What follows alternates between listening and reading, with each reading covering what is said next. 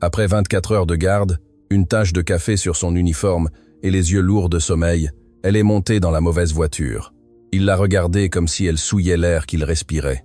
Dans la chambre 407, sa mère tenait sa main comme si elle s'accrochait à sa propre vie. « Sortez de ma voiture maintenant !» La voix a fendu l'air comme une lame. Clara a ouvert les yeux d'un bond, le cœur battant, sans comprendre pendant une seconde où elle était. Que s'était-il passé? Pourquoi y avait-il un homme en costume sombre à côté d'elle, la regardant comme si elle avait commis un crime? La voiture était garée à la sortie de l'hôpital Cochin, sur l'avenue des Champs, Élysée. Le moteur tournait, la climatisation était glaciale.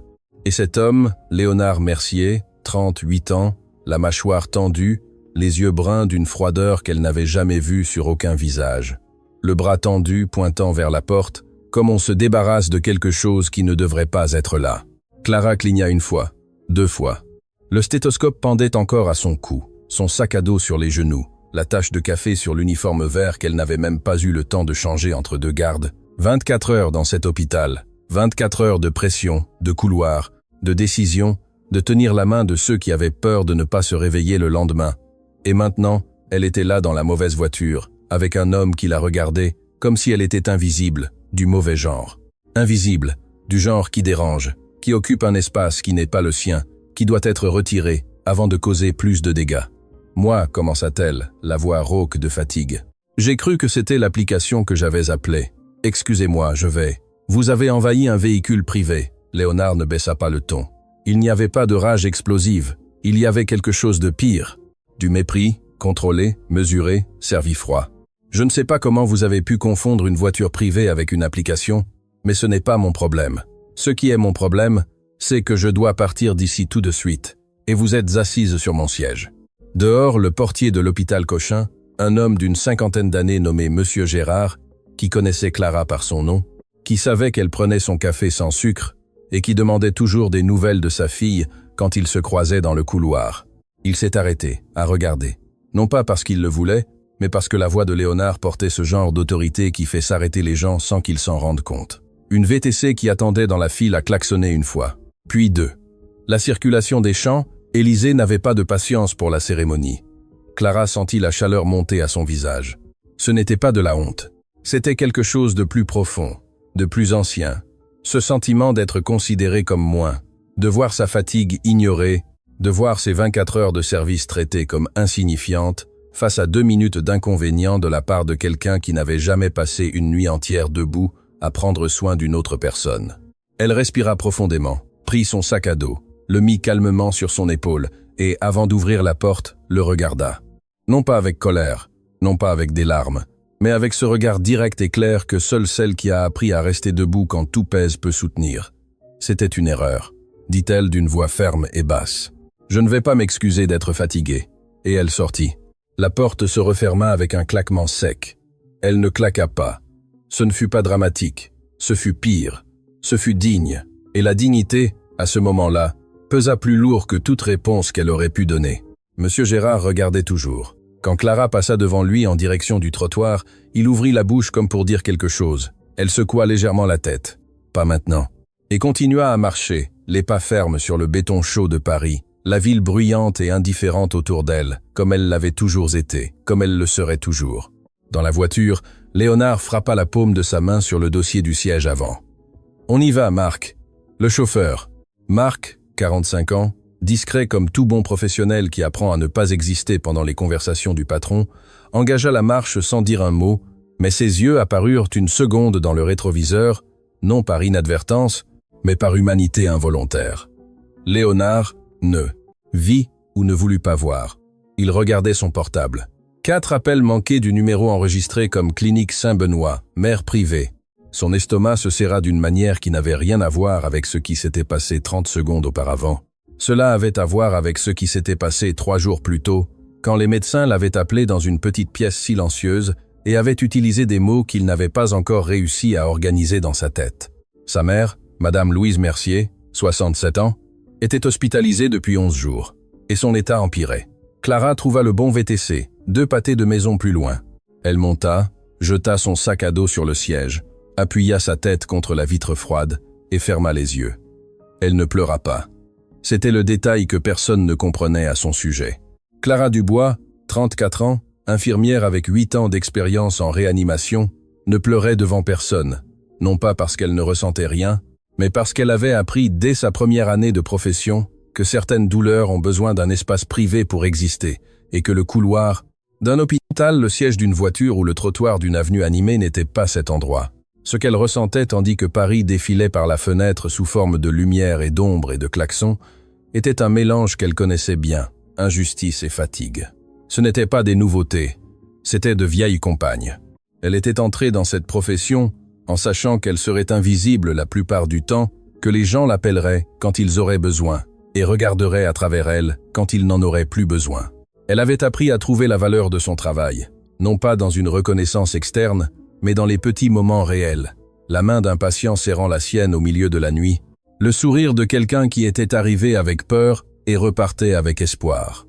À l'hôpital Cochin. Elle était arrivée 3 semaines plus tôt pour occuper un poste dans l'aile privée du 4e étage.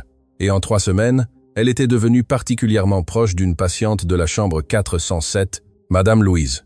Une femme aux cheveux blancs, aux yeux vifs et à la manière de sourire qui rendait la pièce un peu plus grande, qui demandait le nom de tout le monde, qui se souvenait, qui même les jours les plus difficiles trouvait un mot gentil à offrir.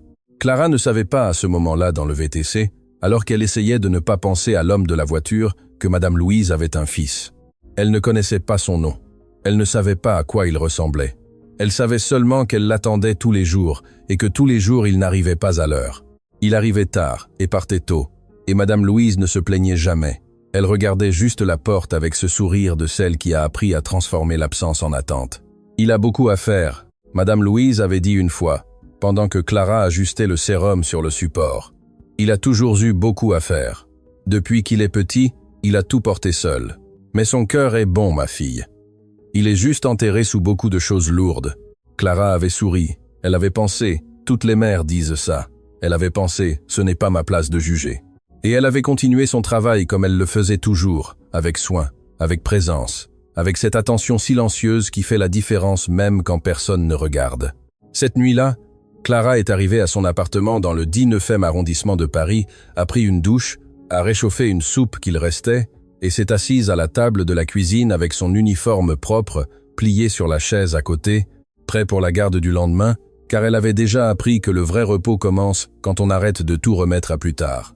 Elle regarda son uniforme un instant, pensa à l'homme de la voiture, à la voix froide, aux bras tendus, pointant vers la porte. « Vous êtes assise sur mon siège », comme si elle était un objet mal placé, comme si 24 heures de soins pour d'autres vies pouvaient être effacées par 2 minutes d'inconvénience de quelqu'un qui n'avait jamais eu besoin d'être invisible pour survivre. Elle souffla sur le bouillon chaud et décida à ce moment-là ce que toute personne digne déciderait. Oublier, continuer.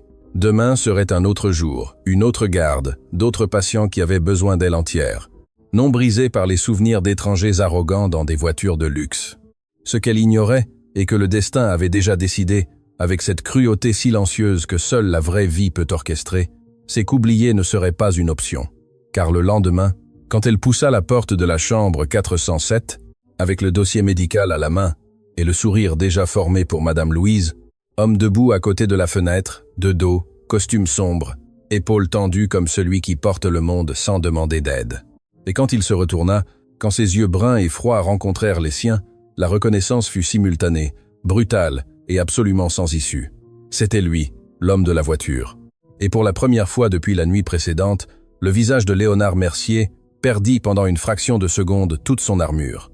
Le silence dura moins de 3 secondes, mais ce fut le genre de silence qui ne disparaît pas après, qui reste gravé dans le corps, dans la tension des épaules, dans la façon dont l'air cesse de circuler correctement entre 2 personnes qui se reconnaissent au pire moment possible. Clara ne recula pas, ne laissa pas sa main trembler en tenant le dossier, ne permit pas à son visage de trahir autre chose que ce qu'il était sûr de montrer. Professionnalisme, présence. Le même regard clair et direct qu'elle avait soutenu sur le trottoir de l'avenue des Champs, Élysée la nuit précédente, quand il avait pointé vers la porte de sa propre voiture, comme on se débarrasse de quelque chose sans valeur. Léonard resta immobile près de la fenêtre. La lumière du matin entrait par les stores en ligne parallèle, coupant la pièce en bandes de clarté et d'ombre. Il portait à nouveau un costume, cette fois gris foncé, chemise blanche, sans cravate. Comme s'il était arrivé directement d'un lieu exigeant de la formalité, mais n'avait pas laissé le temps de compléter la tenue. Ses yeux bruns rencontrèrent les siens, et pendant cette fraction de seconde qu'elle avait remarquée à l'entrée, il y avait quelque chose à l'intérieur qui n'était pas de la froideur, c'était du choc. Puis le choc disparut et la froideur revint. « Vous êtes infirmière ici ?» dit-il. Ce n'était pas une question. « Oui ?» répondit Clara, avec la même économie de mots. Elle se tourna vers Madame Louise, qui était au lit les yeux ouverts et le sourire déjà formé. Elle détourna l'attention qui occupait la pièce comme un troisième personnage. « Bonjour, Madame Louise. Comment avez-vous passé la nuit ?»« Mieux, » répondit la dame, et sa voix avait cette texture douce de celui qui se réveille lentement, avec précaution, comme si le jour était fragile et devait être traité avec délicatesse. « Vous étiez dans mon rêve, vous savez. Vous me racontiez une histoire.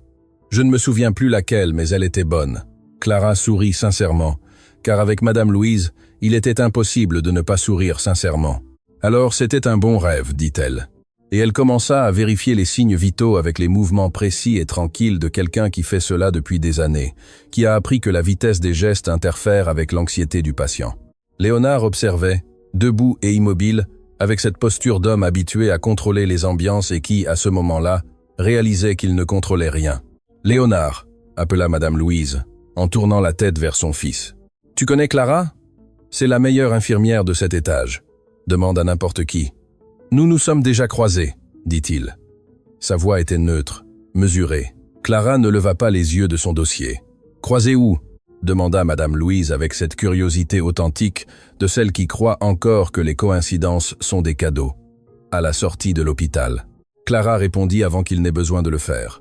Simple, vrai, sans détails blessants, sans omission mensongère. Ce fut rapide et ce fut rapide, douloureux, mais rapide.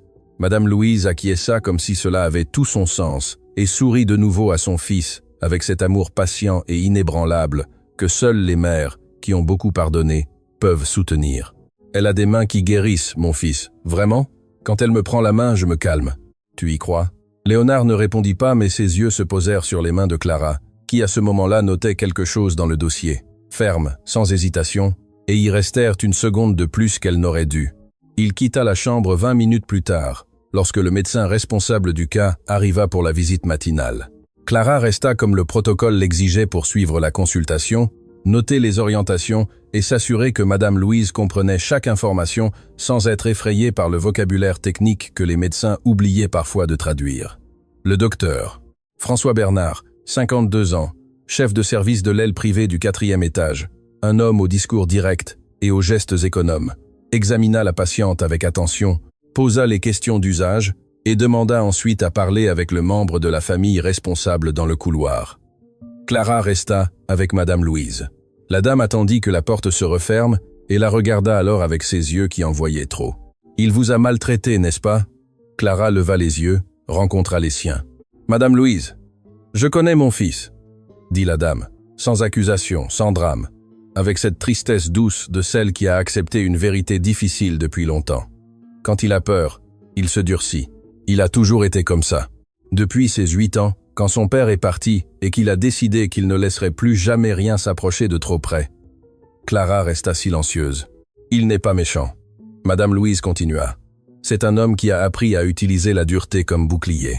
Et un bouclier, ma fille. Ça ne protège pas seulement de l'extérieur, ça protège aussi de l'intérieur. Et la personne se retrouve piégée. Clara regarda cette femme. 67 ans, cheveux blancs, mains marquées par le temps, des yeux qui gardaient encore une clarté impressionnante, et ressentit quelque chose qu'elle ne put nommer à ce moment-là. Ce n'était pas de la pitié, ce n'était pas du pardon, c'était plus proche de la compréhension, du genre qui ne change pas ce qui s'est passé, mais ouvre un millimètre d'espace pour que l'histoire ne se fige pas en un seul point. Le docteur a dit quelque chose d'important dehors.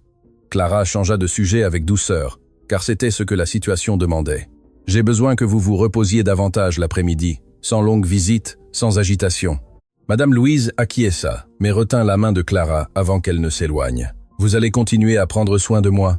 La question était simple. Son poids ne l'était pas. « Oui », répondit Clara. Et c'était vrai, car ce qui s'était passé dans la voiture était entre elle et Léonard. Madame Louise n'avait rien à se reprocher. Madame Louise était une patiente, et Clara avait choisi cette profession précisément parce qu'elle savait séparer ce qui fait mal de ce qui doit être fait. Dans le couloir, Léonard écoutait le docteur François, le menton légèrement relevé et les bras croisés. Posture d'homme qui tente de paraître contrôlé tandis que le sol disparaît sous ses pieds. Les mots du médecin étaient mesurés, techniques, mais le sens était clair. L'état de Madame Louise s'était compliqué au cours des dernières 48 heures. Son organisme réagissait plus lentement que prévu. Il fallait ajuster le traitement. Il fallait plus de temps. Il fallait, avant tout, qu'elle reste tranquille, car l'agitation émotionnelle interfère directement avec l'évolution du cas. Elle a une infirmière qui fait un travail extraordinaire avec elle, dit le docteur François en consultant le dossier. Clara, votre mère réagit différemment quand elle est présente. Fréquence cardiaque plus stable, moins d'épisodes d'anxiété nocturne. Cela a une valeur clinique réelle. Ce n'est pas une impression? Léonard resta silencieux. Je recommande fortement que la continuité des soins soit maintenue. Le médecin continua. Changer d'équipe maintenant, à ce moment précis, serait un risque inutile. Compris, dit Léonard. La voix sortit entière, mais quelque chose en lui ne l'était pas. Le médecin s'éloigna et Léonard resta immobile dans le couloir du 4e étage de l'hôpital Cochin, avec le bruit doux et constant de cet environnement autour de lui.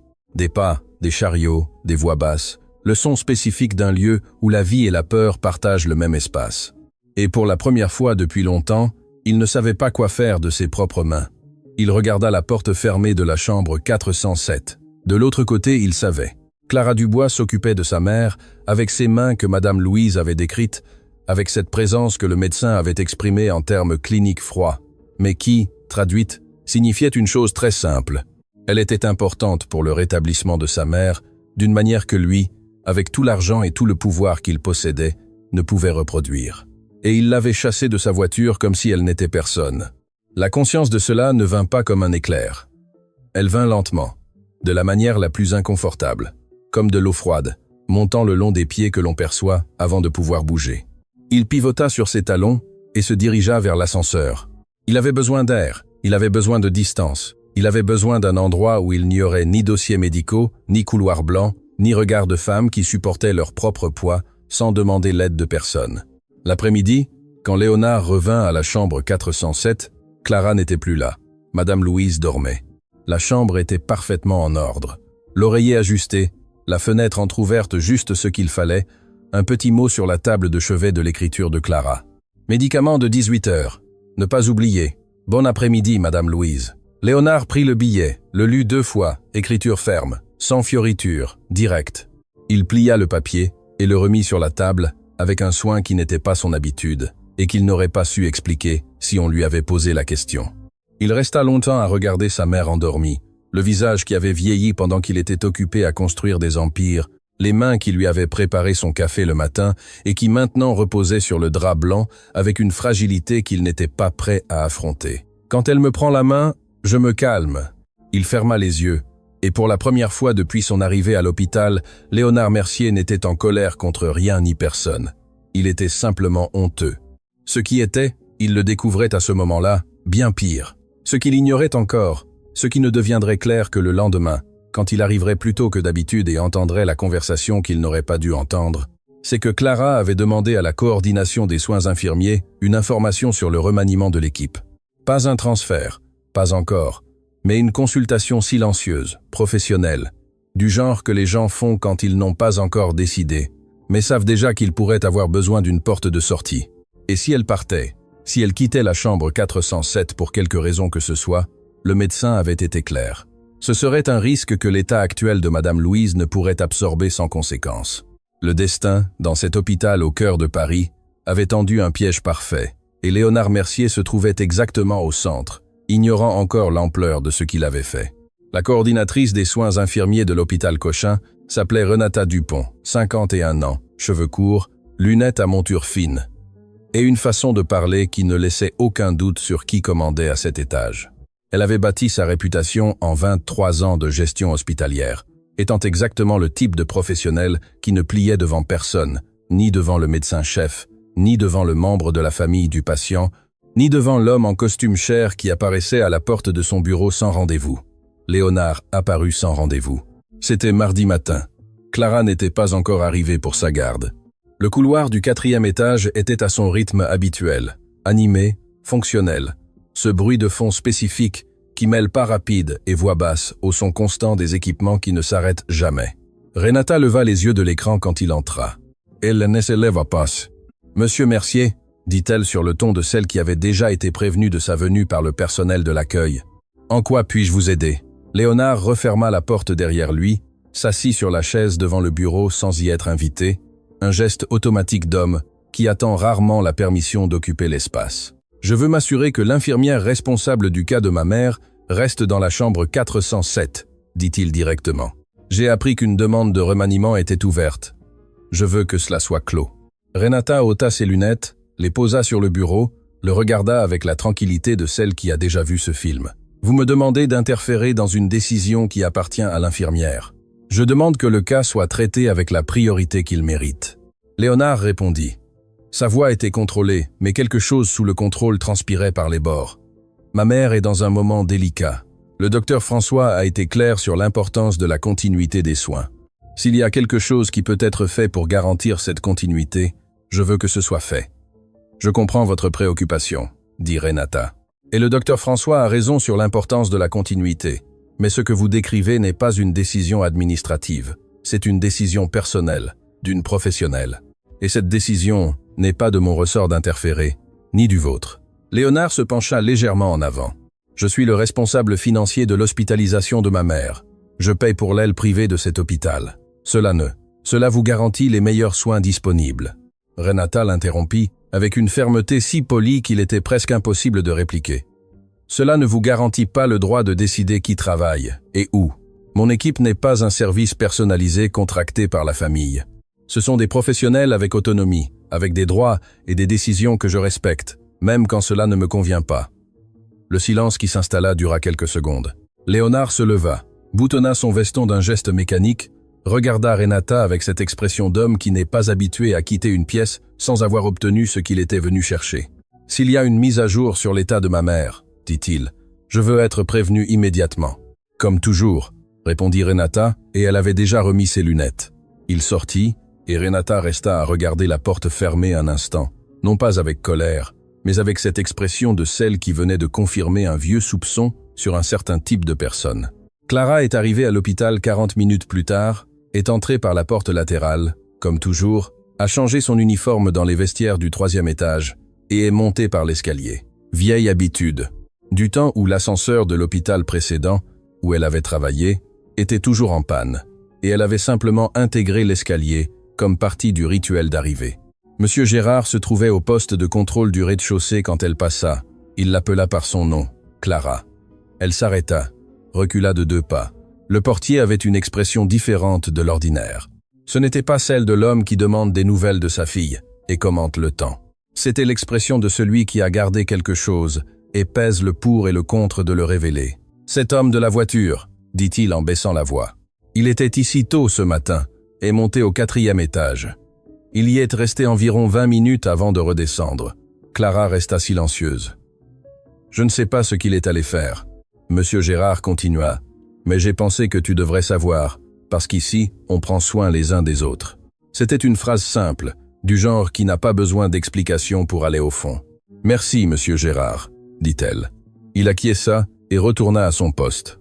Clara resta immobile un instant dans le couloir du rez-de-chaussée, cette nouvelle information pesant d'une manière qu'elle ne parvenait pas encore à organiser correctement. Il était venu avant qu'elle n'arrive. Il était monté au 4e étage, non pas pour voir sa mère, car Madame Louise avait dit la veille qu'il arrivait toujours après 10 heures. Il était 8h40. Elle monta les escaliers plus vite que d'habitude. Renata l'attendait à la porte de la salle de coordination. Ce n'était pas courant. Renata n'attendait personne à la porte. Renata restait dans sa salle et les gens entraient. « Entrez !» dit-elle simplement.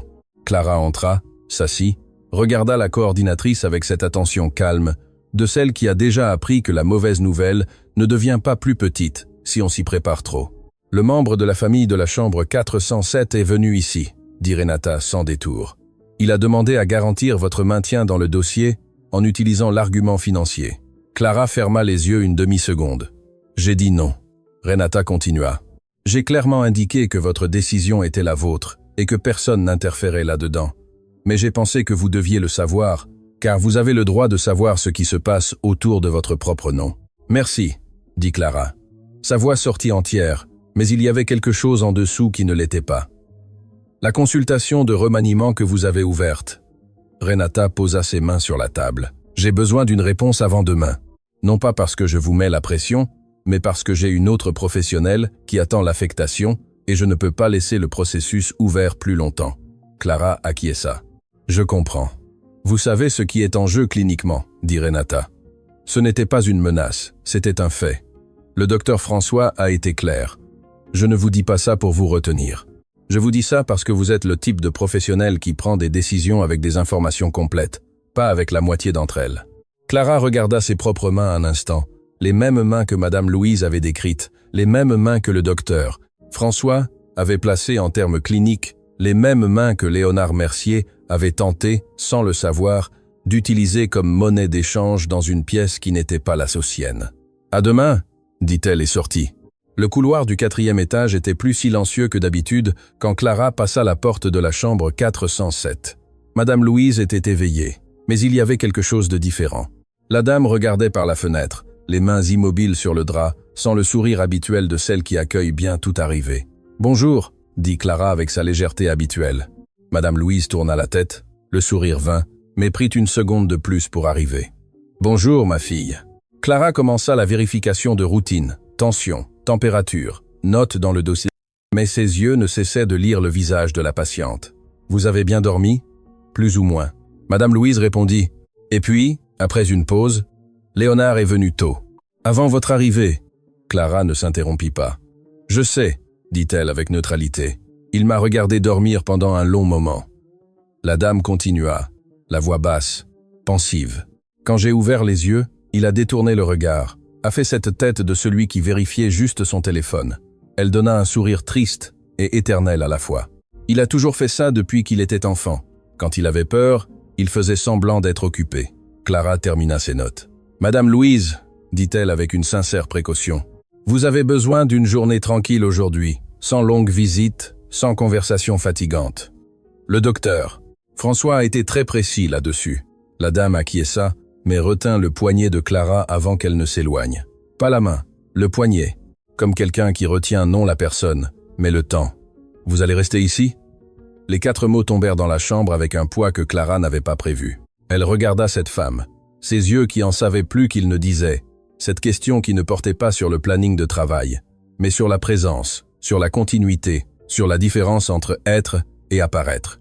Et pour la première fois, depuis qu'elle avait ouvert cette consultation de remaniement, Clara sentit la décision peser d'un côté différent. Non pas de son côté, mais du côté de Madame Louise. « Je suis ici aujourd'hui », répondit-elle avec vérité, sans promettre au-delà de ce qu'elle pouvait. La dame lâcha son poignet. Elle acquiesça avec cette dignité tranquille de celle qui accepte ce qui est donné, sans exiger ce qui n'est pas garanti. Clara sortit de la chambre à pas ferme et s'arrêta dans le couloir, le dos tourné à la porte fermée, les yeux fixés sur le mur en face. 24 heures pour décider.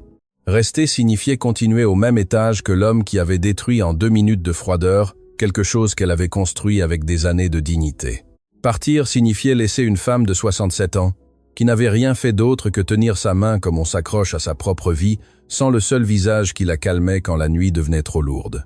Il n'y avait pas de sortie nette. Et ce fut exactement à ce moment-là, alors qu'elle était seule dans le couloir, pesant l'impossible, que l'ascenseur au bout du couloir s'ouvrit et que Léonard Mercier en sortit. Ils se virent en même temps. Cette fois, aucun des deux ne détourna le regard immédiatement. Et cette fois, sur son visage, il y avait quelque chose qui n'était pas de la froideur, ni du choc, ni l'arrogance maîtrisée de l'homme de la voiture. C'était de la culpabilité, une vraie culpabilité, de celle qu'on ne peut faire semblant de ne pas exister. Mais la culpabilité, Clara le savait mieux que personne. Ce n'est pas la même chose que le changement. Et elle avait appris en 8 ans de réanimation, lors de longues nuits à tenir la main de ceux qui avaient peur, que la distance entre ressentir et agir peut être précisément l'espace où les gens se perdent. Elle tourna de côté, monta l'escalier et le laissa dans le couloir avec le poids de tout ce qu'il devrait encore prouver. Clara ne dormit pas. Ce n'était pas une insomnie de celles qui viennent de nulle part, sans raison, sans visage. C'était l'insomnie de celle qui a une décision qui pèse sur sa poitrine comme un objet concret, avec une forme, des bords. Un poids qui change de côté chaque fois que l'on essaye de trouver une position confortable. Elle resta au lit dans son appartement du 19e arrondissement de Paris, regardant le plafond avec la clarté inconfortable de celle qui sait déjà au fond d'elle ce qu'elle va faire, mais n'est pas encore prête à en assumer le coût. Rester non pas pour lui, jamais pour lui, mais pour elle, pour Madame Louise, pour ses mains qui tenaient le poignet comme on retient le temps, pour ses yeux qui en savaient plus qu'ils ne disaient et qui pourtant choisissaient de faire confiance. Clara était entrée dans cette profession pour une raison simple, que le temps n'avait pas effacée. Elle croyait que prendre soin de quelqu'un était l'un des seuls actes véritablement désintéressés qu'un être humain pouvait pratiquer. Il n'y avait pas de public dans une nuit d'urgence, pas de reconnaissance dans un couloir à 3 heures du matin, il y avait seulement la présence réelle, physique, constante de quelqu'un qui choisissait de rester quand tout devenait trop lourd. Abandonner Madame Louise pour protéger son propre orgueil n'était pas de la dignité, c'était exactement le contraire. Elle resta encore un moment à regarder le plafond. Elle pensa à sa mère qu'elle avait perdue trop tôt. Elle pensa à la grand-mère qui l'avait élevée avec des mains calleuses et un cœur ouvert qui lui avait dit un jour dans une petite cuisine à l'odeur de café-filtre que l'on ne choisit pas la douleur que l'on reçoit, mais que l'on choisit ce que l'on en fait. Que porter la douleur avec dignité n'est pas une faiblesse, c'est la forme de force la plus silencieuse et la plus réelle qui existe. Clara avait gardé cette phrase dans un endroit qu'elle ne montrait à personne. Et cette nuit-là, dans le lit du petit appartement qu'elle avait conquis avec des années de double garde et d'abandon de week-end, cette phrase revint non comme un réconfort, mais comme une boussole. Elle savait quoi faire. Elle l'avait toujours su. Elle avait juste besoin de temps pour en accepter le coup. Elle arriva à l'hôpital 40 minutes avant le début de sa garde. Elle chercha Renata avant même de changer d'uniforme. « Je reste », dit-elle à la porte de la salle de coordination. Renata la regarda une seconde. « À qui est ça ? J'enregistre votre décision. » Rien de plus ne fut dit. Il n'y avait pas besoin. Clara alla changer d'uniforme, monta l'escalier, poussa la porte de la chambre 407 et trouva Madame Louise éveillée avec une tasse de thé qui refroidissait sur la table de chevet et les yeux tournés vers la fenêtre, comme si elle attendait quelque chose qui n'était pas encore arrivé. Quand Clara entra, la dame tourna la tête et le sourire qui vint cette fois ne tarda pas. Il fut immédiat, il fut entier, et coûta plus cher à Clara que toute décision qu'elle avait prise la nuit précédente. Léonard arriva à Dix-15. Clara était au poste de soins du couloir quand il sortit de l'ascenseur, uniforme vert, dossier médical à la main, posture de celle qui fait exactement ce qu'il faut et n'a besoin de l'approbation de personne pour cela. Il s'arrêta à quelques mètres d'elle. « Puis-je vous parler ? Je suis de garde, » répondit-elle sans lever les yeux du dossier. « C'est rapide, monsieur Mercier, » dit-elle, et cette fois le regarda directement, sans détour. « Si c'est au sujet de votre mère, parlez au docteur François. Si c'est au sujet de l'emploi du temps, parlez à la coordination. Si c'est autre chose, ce n'est ni le moment, ni l'endroit. » Il resta immobile, la mâchoire légèrement contractée, les mots qu'il avait préparés, et il était visible qu'il les avait préparés. Il y avait une rigidité répétée dans sa posture, disparaissant avant d'atteindre la surface. « Tout va bien ?» dit-il, et il se dirigea vers la chambre de sa mère. Clara reporta ses yeux sur le dossier. Les lettres étaient là, mais elle ne lisait pas. Elle pensait à la façon dont une personne peut occuper tant d'espace dans un couloir sans rien faire d'autre que d'exister. Comment la présence de quelqu'un peut altérer le rythme de l'air ambiant sans qu'aucun des deux ne le veuille. Comme c'était injuste, profondément, silencieusement injuste que l'homme qui avait détruit quelque chose en elle en 2 minutes de froideur marche maintenant dans le même couloir où elle travaillait, comme si le monde continuait de tourner à la même vitesse qu'avant. Ça continuait ? Bien sûr que ça continuait. Ce n'était juste pas facile à accepter avant le petit déjeuner. Ce qui se passa 2 heures plus tard n'était dans les plans de personne. Le moniteur cardiaque de la chambre 407 déclencha l'alarme à 12h43. Clara fut la première à entrer. Elle était dans le couloir à moins de 10 mètres de la porte. Derrière elle, en quelques secondes, vinrent l'aide-soignante Patricia et le docteur. François, qui par chance, était encore à l'étage pour des visites tardives.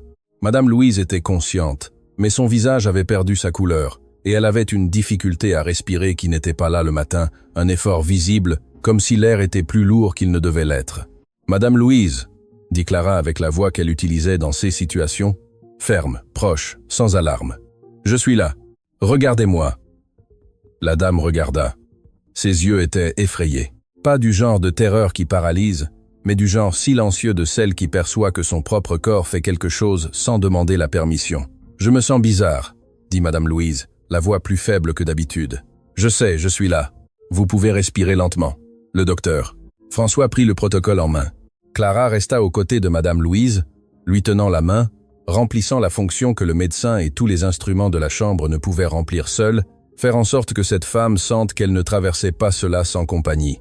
Il y avait un rythme dans tout cela que seuls ceux qui l'ont fait de nombreuses fois connaissent. Ce n'est pas automatique. Ce n'est jamais automatique, parce que chaque personne est différente. Chaque main tient d'une manière différente. Chaque respiration contient une peur spécifique. Mais il y a une musculature émotionnelle qui se développe avec le temps, qui permet d'être présent sans se perdre, qui permet de tenir sans trop serrer, qui permet de dire « je suis là », d'une manière que le corps de l'autre personne croit avant que l'esprit ne le traite. Clara avait cette musculature. Elle l'avait construite couloir après couloir. Dehors, Léonard avait été prié d'attendre dans le couloir par Patricia. Protocole standard, famille dehors pendant les urgences. Il était immobile, appuyé contre le mur opposé à la porte, avec son portable à la main. Mais l'écran éteint, les yeux fixés sur la porte fermée, avec une expression qui n'avait pas de nom exact dans aucune langue. C'était le visage d'un fils qui venait de comprendre vraiment que sa mère est mortelle. Pas comme un concept, mais comme une réalité. Et il y avait une cruauté spécifique dans ce couloir blanc et silencieux, dans le fait qu'il était dehors, debout, sans pouvoir rien faire, alors qu'à l'intérieur, il y avait une femme qu'il avait traitée comme invisible, faisant exactement ce qu'il ne savait pas faire, rester. 22 minutes plus tard, le docteur François sortit de la chambre. Léonard avança de 2 pas. Son état s'est modifié, dit le médecin avec l'objectivité prudente de celui qui choisit chaque mot. Ce n'est pas une urgence critique pour le moment, mais c'est un signal d'alarme que nous devons prendre au sérieux. Nous allons ajuster la médication et augmenter la surveillance dans les prochaines heures. Elle a besoin d'un repos absolu, sans agitation émotionnelle, sans visite prolongée. « Je dois entrer », dit Léonard. « 5 minutes, répondit le docteur. « François, pas plus que ça, et rien qui puisse l'agiter. » Léonard acquiesça, attendit que le médecin s'éloigne, posa sa main sur la poignée et s'arrêta, car la porte était entr'ouverte, pas assez pour voir grand-chose, mais assez pour entendre. La voix de Clara, basse et constante, parvint par l'interstice. « Vous avez été très courageuse tout à l'heure, vous savez. » Et la voix de Madame Louise, plus faible, plus entière. « J'avais peur, ma fille. Je sais, j'ai vu. Et vous êtes restée. C'est ça le courage. Une pause. Vous voulez que je reste jusqu'à ce que Léonard entre ? Reste, dit Madame Louise. Simple, sans hésitation. Alors je reste. Léonard lâcha la poignée, resta immobile dans le couloir avec ses mots résonnant d'une manière qu'il ne pouvait contrôler.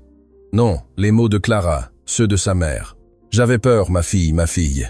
Madame Louise avait appelé Clara ma fille, avec la même naturelle, avec la même chaleur, avec le même abandon avec lequel elle l'appelait lui quand il avait 8 ans et se réveillait au milieu de la nuit avec des cauchemars qu'il ne parvenait pas à décrire.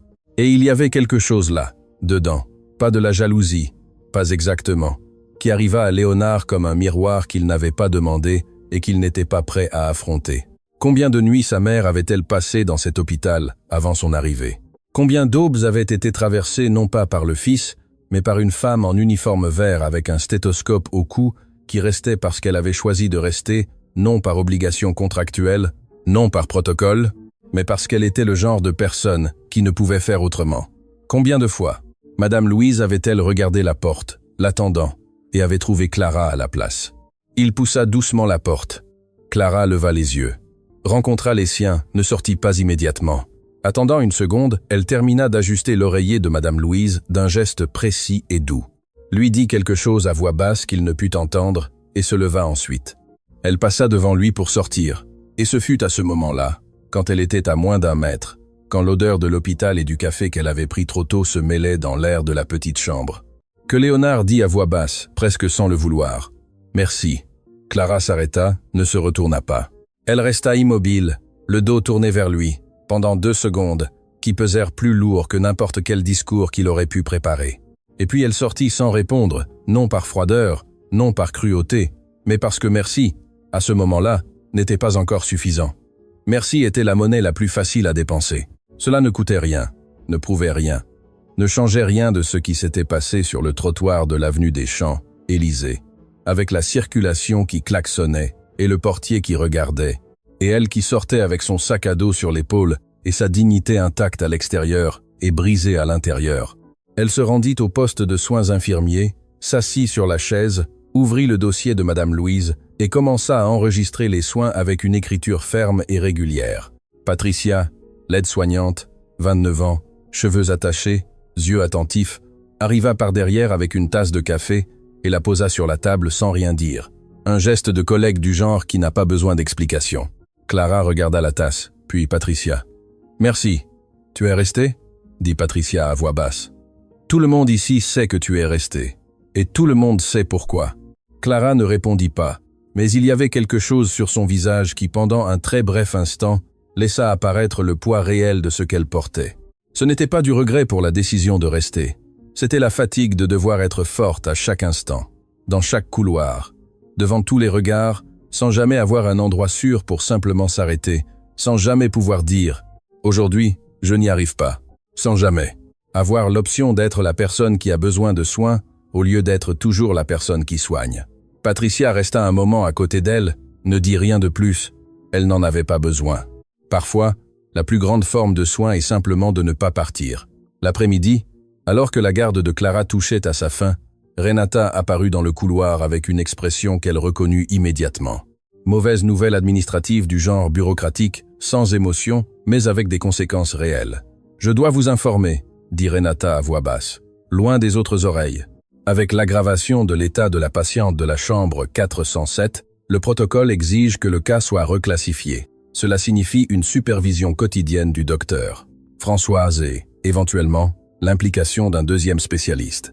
La charge de travail de votre garde augmentera de manière significative dans les prochaines semaines. Clara resta silencieuse. De plus, Renata continua. La direction a été informée de la consultation de remaniement que vous avez ouverte, pas par moi. Je ne sais pas par qui, mais c'est enregistré. Et en cas de toute intercurrence future avec la patiente, cet historique pourra être révisé. La signification de cela arriva lentement et avec une précision chirurgicale. Si Madame Louise empirait, si quelque chose échappait à tout contrôle, le fait que Clara ait ouvert une consultation de remaniement pourrait être utilisé pour remettre en question son engagement dans le cas. Ce ne serait pas juste, ce ne serait pas correct, mais ce serait possible. Et dans le monde réel, possible était suffisant pour détruire une carrière construite en 8 ans de dévouement. Clara sentit le sol devenir légèrement instable sous elle.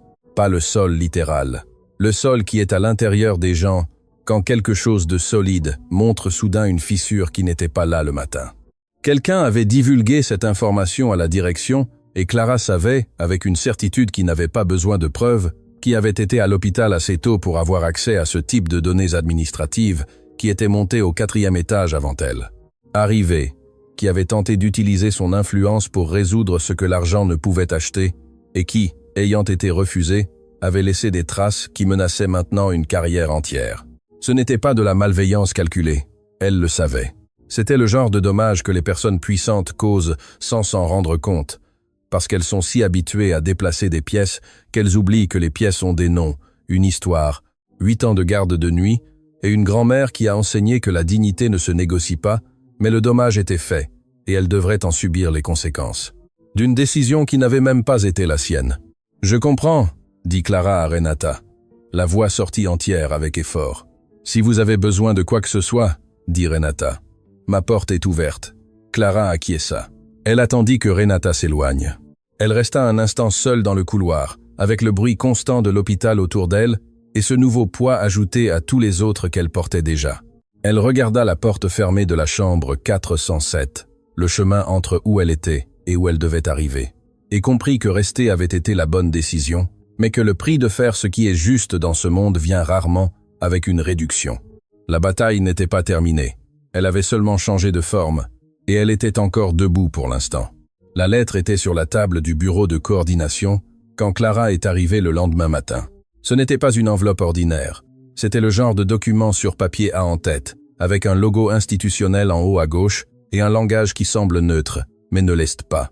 Un langage construit par des personnes qui ont appris à causer des dommages avec un vocabulaire de protocole. Renata était assise de l'autre côté du bureau. Il n'y avait pas de café, pas de conversation introductive. Juste le papier et le silence pesant de celle qui doit livrer quelque chose qu'elle ne voulait pas livrer. La direction a ouvert une enquête interne, dit Renata, concernant le cas de la chambre 407. Clara regarda le papier sans le prendre. Sur quelle base? Sur la base de la consultation de remaniement enregistrée, combinée à un rapport faisant état de tension entre vous et le membre de la famille responsable du dossier. Renata fit une pause. Je ne dis pas que je suis d'accord, je dis ce qui est écrit. Tension. Clara répéta. Le mot sortit avec un poids spécifique, non de colère, mais de reconnaissance. Quelqu'un avait transformé ce qui s'était passé dans le couloir. Les deux se croisant. Elle déviant, lui essayant de parler en preuve de conflit professionnel, avait pris la réalité et l'avait fait pivoter de quelques degrés. Juste assez pour changer ce qui semblait être vrai, sans avoir besoin de mentir complètement. C'était un coup élégant, du genre qui ne fonctionne que lorsque la personne qui l'applique a plus de pouvoir que la personne qui le reçoit. L'enquête ne signifie pas une punition, continua Renata. Mais elle signifie que tant qu'elle est ouverte, vous ne pouvez pas être réaffecté, vous ne pouvez pas demander de transfert, et toute complication avec la patiente sera examinée dans ce contexte. Clara a traité chaque mot avec le calme de celle qui a appris que réagir trop vite dans de telles situations est exactement ce que l'autre partie attend. Puis-je voir le rapport? Pas encore. Le processus a un délai de 48 heures pour libérer la documentation à la partie investiguée. Compris. Elle prit le papier, le lut, le plia, le rendit sur la table. Je travaillerai normalement? Oui, jusqu'à nouvel ordre. Clara se leva, boutonna sa blouse avec les mouvements précis habituels. Elle regarda Renata avec ce regard direct, qui ne demandait pas de validation, ni n'offrait de s'effondrer. Merci de m'avoir toujours traité équitablement. Et elle sortit. Le couloir du 4e étage était à son rythme habituel. Des chariots, des pas, des voix basses. L'hôpital fonctionnant avec l'indifférence productive d'une machine qui ne s'arrête pour aucune douleur individuelle. Clara se dirigea directement vers le poste de soins infirmiers, prit le dossier de Madame Louise, vérifia les notes de la garde de nuit avec l'attention de celle qui cherche toute variation, tout signe nécessitant un ajustement. Patricia arriva à côté d'elle, avec l'air de celle qui savait déjà. « Tu es au courant ?» demanda Clara sans regarder. « L'hôpital est petit, » dit Patricia à voix basse. « Je suis désolée, ce n'est pas nécessaire, » répondit Clara. Et c'était vrai. La pitié, à ce moment-là, était le genre de chose qui ramollissait ce qui devait rester ferme. Elle se rendit à la chambre 407. Madame Louise était assise sur son lit, appuyée sur les oreillers, avec un livre ouvert sur les genoux qu'elle ne lisait manifestement pas. Ses yeux étaient fixés sur la fenêtre. La lumière de Paris entrait, grise. Le genre de matin que la ville a quand les nuages arrivent avant le soleil et restent. « Bonjour, Madame Louise !» La dame se retourna, le sourire vint, mais ses yeux n'étaient pas reposés. Il y avait quelque chose en eux que Clara reconnut. Une nuit mal dormie, le genre qui ne vient pas de la douleur physique, mais de pensées qui ne s'arrêtent pas. « Bonjour, ma fille !» Une pause. « Vous allez bien ?» Clara commença la vérification de routine avec les mouvements habituels. « Je vais bien. » « Comment s'est passée la nuit? Longue, dit Madame Louise, et ensuite avec cette manière directe et douce qui était sa marque de fabrique. Léonard est resté tard. Nous avons parlé. Clara n'altéra pas le rythme de ses notes. Tant mieux qu'il soit resté. Il m'a raconté quelque chose, dit la dame lentement, comme quelqu'un qui choisit le sol avant de faire chaque pas. Qu'il t'a maltraité en dehors de l'hôpital, avant que tu ne commences à t'occuper de moi. Qu'il a regretté et ne sait pas comment réparer. Le silence qui s'installa dans la chambre était différent des autres silences. Il avait une texture, un poids latéral, comme un mur qui apparaît là où l'on ne s'y attendait pas. Clara termina de noter, referma le dossier. « Madame Louise, dit-elle avec une sincère précaution, vous n'avez pas besoin de porter cela. Ce n'est pas votre responsabilité. Je sais que non. » La dame répondit. « Mais c'est mon fils, et je le connais mieux qu'il ne se connaît lui-même. » Elle regarda Clara avec ses yeux qui voyaient au-delà de ce que les gens montraient. Je ne vous demande pas de lui pardonner. Je n'ai pas ce droit. Je vous dis juste qu'il a le cœur brisé d'une manière qu'il ne sait pas encore nommer. Clara resta à regarder cette femme un instant. Il y avait un piège subtil dans cette conversation, non intentionnel, non manipulateur, mais réel. Le piège de celle qui est aimée par quelqu'un qui aime aussi l'autre partie. La position impossible d'être le lien entre deux personnes en conflit, sans que personne ne le demande explicitement. « Vous avez besoin de repos », dit Clara avec une fermeté douce. Le docteur, François passera plus tard, et je ne veux pas qu'il vous trouve agité. Madame Louise acquiesça, mais retint le poignet de Clara une seconde avant qu'elle ne s'éloigne. Quoi qu'il arrive en dehors de cette pièce, dit la dame à voix basse, je veux que vous sachiez que vous êtes la meilleure chose qui me soit arrivée ici. Et je ne dis pas cela pour mon fils, je le dis parce que c'est vrai. Clara lui serra la main une fois. Avec cette fermeté qui était sa marque de fabrique, non pas une étreinte d'adieu sentimentale, mais une présence réelle, du genre qui dit « Tu as vraiment existé pour moi, prends soin de toi », Clara dit « Et oblige ton fils à arriver plus tôt ». Madame Louise eut un petit rire involontaire, du genre qui s'échappe quand l'émotion rencontre quelque chose de vrai sur son chemin. Clara sortit. L'enveloppe pour Léonard était sur la table de chevet quand Madame Louise regarda de côté. Clara l'avait laissée avant d'entrer dans la chambre. Elle avait demandé à Patricia de la déposer là, après son départ. Elle ne voulait pas être présente quand il arriverait. Non pas parce qu'elle avait peur de la rencontre, mais parce que certaines choses doivent être lues en silence, sans la présence de celui qui a écrit pour atteindre le fond de la vérité. Léonard arriva à 9h40, plus tôt que d'habitude, plus tôt que n'importe quel jour depuis l'hospitalisation de sa mère. Madame Louise était silencieuse quand il entra. Il le remarqua immédiatement. Il connaissait ce silence. Il avait grandi dedans. « Qu'est-ce qu'il y a ? » « J'ai une lettre pour toi, » dit la dame en désignant la table de chevet. Il prit l'enveloppe, vit son nom écrit de cette écriture ferme et sans fioriture qu'il avait déjà appris à reconnaître. Il ouvrit. « Léonard, je n'écris pas ceci pour me justifier. J'écris parce que je crois que certaines choses doivent être dites clairement avant que le silence ne les déforme. Vous m'avez traité comme si je n'existais pas à un moment où je portais le poids de 2 gardes et la responsabilité de vie qui n'étaient pas les miennes. C'est arrivé. Cela ne changera pas le fait que c'est arrivé. Mais je ne pars pas à cause de cette voiture. Je pars parce que ce qui a suivi, les manœuvres, les procédures, l'enquête, a montré que vous croyez encore que le pouvoir résout ce que le pouvoir a brisé. Et je ne peux pas travailler dans un environnement où mon nom est utilisé comme un pion dans un jeu auquel je n'ai pas choisi de jouer. Votre mère est une femme extraordinaire. Prendre soin d'elle a été un privilège que je porte en moi. Elle ira bien, non pas parce que je suis resté, mais parce qu'elle est forte d'une manière que la plupart des gens ne reconnaissent pas parce qu'ils sont trop occupés à regarder au mauvais endroit. Je ne suis pas en colère contre vous. Je suis fatigué d'un type spécifique d'invisibilité, celle qui ne vient pas de la méchanceté, mais de l'insouciance de celui qui n'a jamais eu besoin d'être vu pour exister. Vous avez le temps de changer cela, mais pas avec moi comme témoin. Cela doit se produire parce que vous l'avez décidé, et non parce que quelqu'un regarde. Clara Léonard lut 2 fois. La deuxième fois, il resta immobile, le papier à la main, pendant un temps que Madame Louise ne mesura pas, car elle avait appris en 67 ans que certains moments ne rentrent pas dans une horloge. Elle est partie. Il dit « Ce n'était pas une question, n'est-ce pas ?»« Oui, » répondit Madame Louise. Le silence qui suivit était différent de tous les autres silences de cette chambre. Il avait une texture spécifique, celle de quelque chose qui ne peut plus être défait, qui a traversé le point où le regret change encore quelque chose et a atteint le point où seule l'action compte. Léonard plia la lettre avec soin, la rangea dans la poche intérieure de son veston, pas sur la table, pas dans son sac, mais dans la poche la plus proche de son cœur. Et puis il fit quelque chose que Madame Louise n'avait pas vu depuis qu'il avait peu, être 12 ans. Il s'assit sur le bord de son lit, pas sur la chaise des visiteurs, sur le bord du lit, comme un fils, comme quelqu'un qui avait enfin cessé de faire semblant d'être juste de passage. « Maman, dit-il. » Sa voix sortit différente, sans la couche de contrôle qu'elle avait entendue dans chaque conversation de ces dernières années.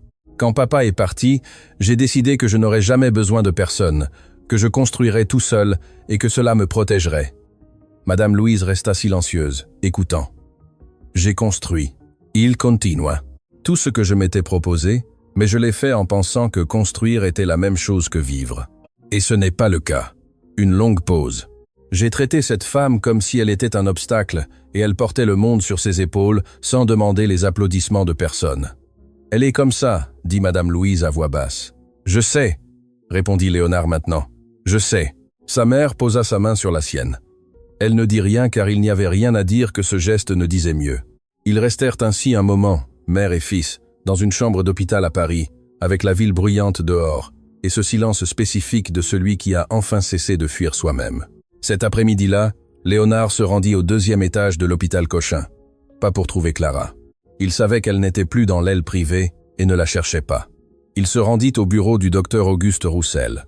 Il entra sans rendez-vous, comme il l'avait fait avec Renata quelques semaines auparavant, mais cette fois sa posture était différente. Il n'y avait pas de stratégie dans son corps, pas l'angle de celui qui est venu négocier. « Je souhaite retirer formellement toute déclaration ou témoignage émanant de moi et ayant contribué à l'enquête ouverte contre l'infirmière Clara Dubois. » Il dit debout, sans s'asseoir, et je veux qu'il soit enregistré que son départ du dossier a été une décision exclusivement sienne prise avant toute communication institutionnelle et qu'il n'y a aucun conflit de conduite de sa part à enquêter. Le docteur. Auguste le regarda un instant. Vous comprenez que cela met fin à l'enquête sans conclusion formelle? Je comprends, dit Léonard. Et je comprends aussi que j'aurais dû le comprendre avant de causer le problème. Je corrige ce qui est possible de corriger. Le directeur acquiesça, prit des notes, dit que le processus serait clôturé en 24 heures. Léonard quitta la pièce sans savoir si Clara le saurait, sans savoir si cela changerait quelque chose entre eux. Il le fit parce que c'était juste, non parce que quelqu'un regardait. Et ce fut la première fois depuis longtemps qu'il agissait de cette manière. Clara apprit par email institutionnel le lendemain que l'enquête avait été classée, sans suite, sans nom du demandeur, sans explication supplémentaire.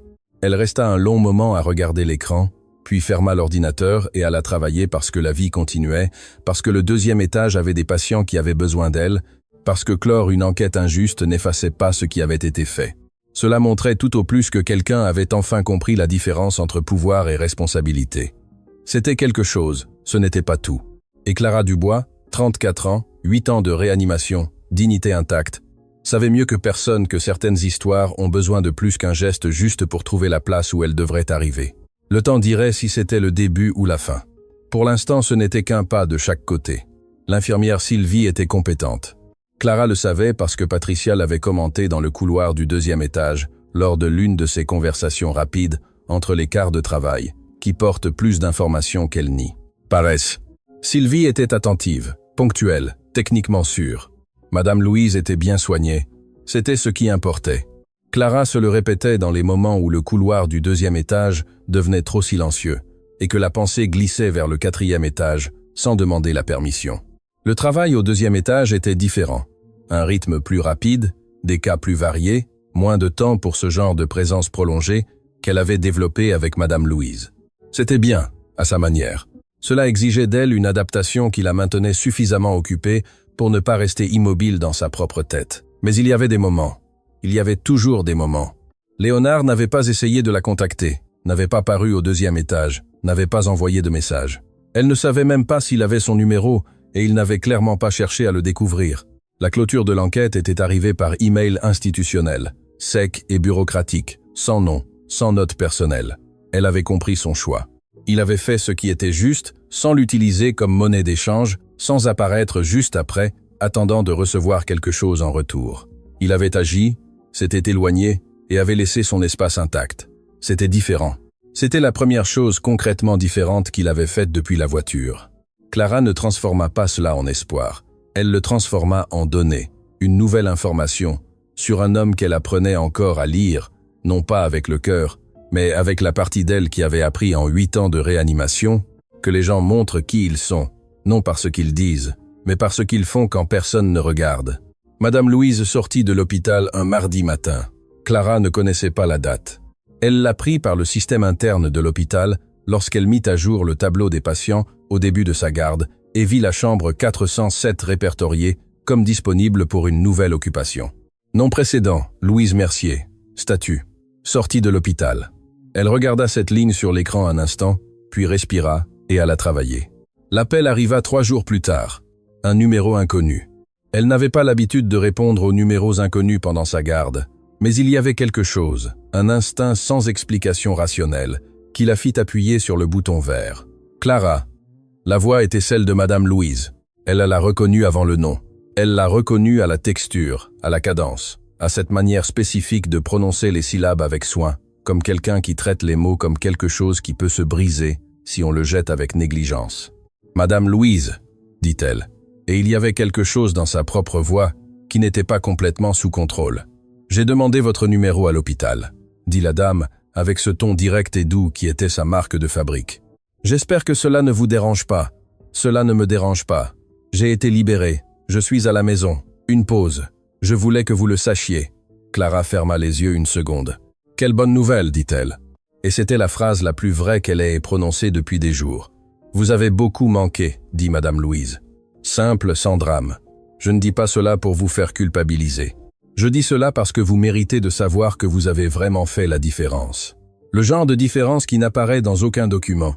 Clara ne répondit pas immédiatement. Il y avait une pression derrière ses yeux, qu'elle connaissait bien. La pression de l'émotion qui n'avait pas trouvé d'issue depuis trop longtemps et qui cherchait une brèche. « Merci d'avoir appelé. » Elle réussit à dire. « Il y a autre chose, » dit Madame Louise. Et il y avait quelque chose dans le ton, une légère légèreté prudente, du genre qui enveloppe un sujet délicat dans du coton avant de le livrer. « Léonard veut vous voir. Il ne m'a pas demandé de dire ça. Il ne sait pas que j'appelle. Mais je suis mère depuis 38 ans et j'ai appris que parfois on a besoin d'un coup de pouce que personne n'a demandé. » Clara resta silencieuse. Il a changé. La dame continua. « Je ne vous demande pas de croire à ma parole. Je vous demande de vous donner la chance de voir de vos propres yeux. Ce que vous ferez après cela est votre décision. Ça l'a toujours été. » Le silence qui suivit était différent des silences précédents de cette histoire. Il n'y avait pas de tension, pas de poids de décision impossible. Il y avait seulement l'espace ouvert de quelque chose qui n'avait pas encore de forme et qui pourrait ou non en prendre une. « Je vais y réfléchir, » dit Clara. « C'est tout ce que j'ai demandé, » répondit Madame Louise. Et il y avait un sourire dans la voix, clair comme la lumière entrant par la fenêtre tôt le matin. Elle y pensa pendant 2 jours, non pas de manière anxieuse. Elle ne resta pas éveillée, elle ne repassa pas les conversations, elle ne construisit pas de scénario, elle pensa de la manière dont elle pensait aux décisions importantes. Elle laissa la question exister en elle sans forcer de réponse, et attendit que la réponse arrive du bon endroit. Elle arriva un matin ordinaire, alors qu'elle descendait l'escalier de l'hôpital après sa garde, et que le soleil de Paris entrait par la fenêtre du 3e étage.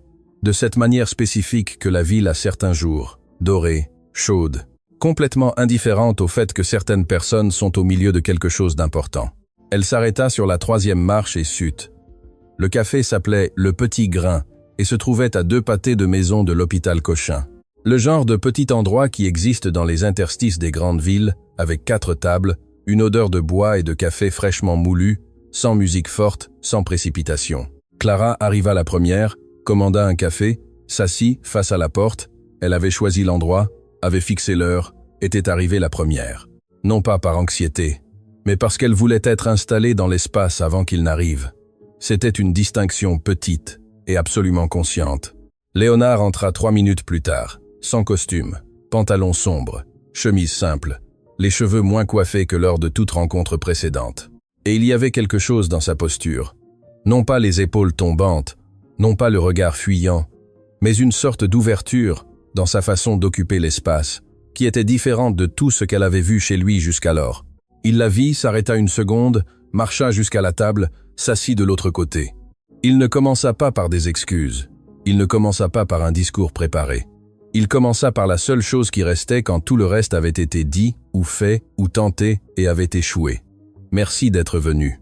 Clara entoura la tasse de ses 2 mains, le regarda avec ce regard direct qu'il avait appris à reconnaître. Ce qui ne demande ni n'offre ne fait qu'évaluer avec honnêteté. Je suis venu parce que je le voulais. Elle dit, non, parce que quelqu'un m'a convaincu. Je sais, répondit-il. Votre mère m'a dit qu'elle avait appelé. Votre mère, corrigea-t-elle avec un trait d'humour sec qui était nouveau entre les deux. Il eut un petit rire involontaire, du genre qui s'échappe quand l'attention rencontre quelque chose d'inattendu et d'humain sur son chemin. Et puis, il redevint sérieux. J'ai passé ma vie entière à croire que tout contrôler, c'était la même chose que tout gérer. Il dit, mon père est parti quand j'avais 8 ans sans aucune explication, et j'ai décidé à 8 ans que je ne dépendrais jamais de personne parce que la dépendance était la même chose que la vulnérabilité. Une pause. J'ai construit toute une vie là-dessus, et ça a marché. Jusqu'au jour où j'ai eu peur de perdre ma mère, et j'ai trouvé une femme épuisée dans une voiture, et je l'ai traitée comme si sa fatigue était mon problème. Clara écouta, sans interrompre. Je ne vous raconte pas ça pour me justifier. Léonard continua. Il n'y a pas de justification. Je vous dis cela parce que vous avez écrit dans une lettre que j'ai agi comme si le pouvoir résolvait ce que le pouvoir avait brisé. Et vous aviez raison. Et il m'a fallu plus de temps que nécessaire pour vraiment le comprendre. Le café refroidissait entre les mains de Clara. « Qu'avez-vous fait à la direction ?» dit-elle après un moment. « Retirer les rapports, clore l'enquête. C'était le minimum, » dit-il sans hésitation. « C'était. » Elle acquiesça. « Et vous l'avez fait sans attendre que je le sache. » Il ne répondit pas car il n'y avait rien à ajouter qui ne diminue le geste. Clara regarda sa tasse, puis lui. « Je ne sais pas ce que c'est, » dit-elle avec l'honnêteté directe qui était sa marque de fabrique. « Je ne sais pas si c'est le début de quelque chose, ou juste la fin d'une histoire qui a mal commencé. Je ne ferai pas semblant de savoir. »« Moi non plus, » répondit Léonard. « Et il y avait un soulagement spécifique dans cette admission. Le soulagement de deux adultes qui avaient cessé de faire semblant d'avoir des réponses qu'ils n'avaient pas. « Ce que je sais, » Clara continua, « c'est que je suis venu jusqu'ici et c'est déjà plus que ce que j'imaginais faire il y a quelques semaines. » Léonard la regarda un long moment. Cette femme qui était sortie de sa voiture avec son sac à dos sur l'épaule et sa dignité intacte, qui était restée à l'hôpital quand tout la poussait à partir, qui avait écrit une lettre qui ne demandait rien et donnait tout, qui était apparue dans ce petit café de Paris, non pas parce qu'elle avait été convaincue, mais parce qu'elle le voulait. « Puis-je te poser une question ?» dit-il. « Oui. » « La tache de café sur l'uniforme, dit-il. Et il y avait quelque chose dans sa voix qui était presque une difficulté à continuer. Cette nuit-là, dans la voiture, je l'ai vu et j'ai pensé, il s'arrêta, respira. J'ai pensé quelque chose dont j'ai honte d'avoir pensé. Et je dois que tu saches que je sais maintenant ce que cette tache signifiait vraiment. Clara le regarda. Que signifiait-elle ? Demanda-t-elle. Ce n'était pas un test, c'était sincère, que tu travaillais pendant que je dormais. Il dit que tu avais passé des heures debout, à prendre soin de personnes qui n'étaient pas de ta famille, pour un salaire qui ne payait pas ce que ça valait dans un système qui dit rarement merci. Une pause. Et quand tu as enfin arrêté, tu es monté dans une voiture par erreur, parce que tu étais trop épuisé pour t'en rendre compte. Et je t'ai traité comme si tu étais le problème. Le silence qui suivit fut le plus pur de toute l'histoire. Il n'y avait pas de tension, pas de poids de décision en suspens. Il y avait juste deux personnes assises à une petite table à Paris, le café refroidissant entre leurs mains, à l'endroit exact où certaines histoires trouvent le lieu où elles auraient dû commencer. Clara le regarda un long moment et fit alors quelque chose qu'aucun des deux n'avait prévu. Elle poussa la tasse vers le centre de la table, un petit geste, presque imperceptible, et dit « Prends-moi un autre café ». Ce n'était pas un pardon déclaré, ce n'était pas un roman annoncé, ce n'était pas une résolution emballée avec un ruban, c'était une tasse de café, c'était resté un peu plus. C'était pour celui qui avait appris à lire ce que les gens disent quand ils ne disent rien. Exactement ce qu'il fallait. Léonard appela le serveur, et, pour la première fois depuis cette nuit sur l'avenue des Champs, Élysée, il y avait entre eux quelque chose qui n'était ni de la culpabilité, ni de la distance, ni l'attention de celui qui ne sait pas encore s'il va se faire mal. C'était du temps réel, présent, sans hâte. Le genre qui n'apparaît que lorsque deux personnes cessent enfin de fuir et décident, sans aucune garantie, de voir ce qu'il y a de l'autre côté du silence. Dehors, Paris continuait bruyante, dense, indifférente comme toujours. Mais à cette petite table, avec l'odeur du café et du bois et la lumière du matin entrant par la fenêtre, quelque chose avait trouvé la place où il devait être. Non parfait, non sans coup, mais réel. Et réel. Clara Dubois l'avait appris dans chaque couloir de chaque hôpital où elle avait travaillé. C'est toujours plus que suffisant pour commencer. Des semaines plus tard, le jour où Madame Louise monta à l'hôtel en tant que demoiselle d'honneur de son propre fils, vêtue d'une robe couleur ivoire, avec ce sourire qui faisait paraître la pièce plus grande, elle s'arrêta à côté de Clara une seconde avant de marcher. Elle ne dit rien. Elle lui serra juste la main une fois, de la même manière qu'elle le faisait dans la chambre 407, comme quelqu'un qui s'accroche à sa propre vie.